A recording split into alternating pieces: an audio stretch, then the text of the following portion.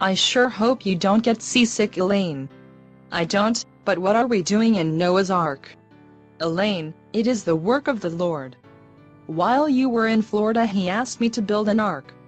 Well, he asked Noah Wiley first, but he was busy that weekend, so he settled for Moses. So there has been another devastating flood. Why would God do that? Desperate times call for desperate housewives. What? What? Desperate times call for desperate measures. Why, what did I say? What desperate times are you talking about? And how do you know God's intentions about the flood? Well, God got tired of only talking to the likes of Pat Robertson, and Jerry Falwell is now in hell, so he was feeling lonely. Besides, he had to tell me why I should build an ark. So you actually built this? Are you crazy? We'd all be dead. I can't even build a birdhouse. Your husband built this. He wanted to keep adding stories, but the Lord was in a hurry to flood everything. Ah yes, I should have recognized Ken's handiwork. I think an ark is just about the only thing he hadn't built yet. Well, he has now. So back to the reason for the flood. You've been around the ark. It has two of every kind of creature that moves along the ground, as Genesis 9 says. Except, oh my, there's no faculty. There's no pair of faculty. I mean, clearly the two of us don't count. I'm semi-retired and you have a drinking problem. But why? It was the Lord's way to put an end to faculty meetings. He has tried everything else. The Lord regretted that he had made faculty on the earth, and his heart was deeply troubled. Genesis 5.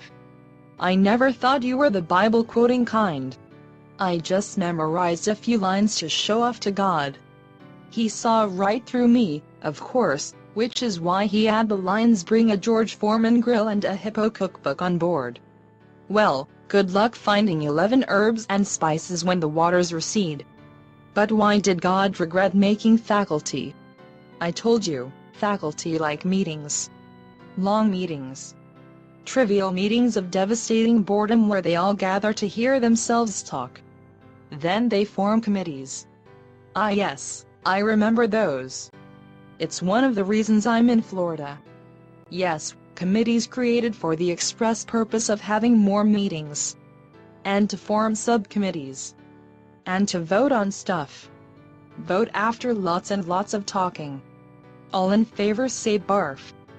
Oh, I know, I even considered supporting Scott Walker precisely because he doesn't like it when people vote. I figured he may abolish faculty meetings. Maybe even faculty. He tried, but not hard enough. So the faculty created school committees and college committees and subcommittees and work groups and listening sessions to meet and meet and meet. Don't forget association meetings and assembly meetings and department meetings and retreats and meetings to decide when and where to meet again. You'd think they're paid hourly. I know. It makes you wish a line would rip off one of your legs so it would distract you from the real pain.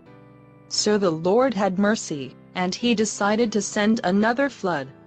So there's really no more faculty in the world? And no more faculty meetings? No committees where time passes in slow motion and is consumed by devastating futility? None at all. At least until we sober up. Then we'll realize we're both standing in a cardboard box in the middle of a puddle. So there hasn't really been a flood? God is no longer busy with Tebow, so why is he not paying attention to all this pain and suffering? Wait a minute.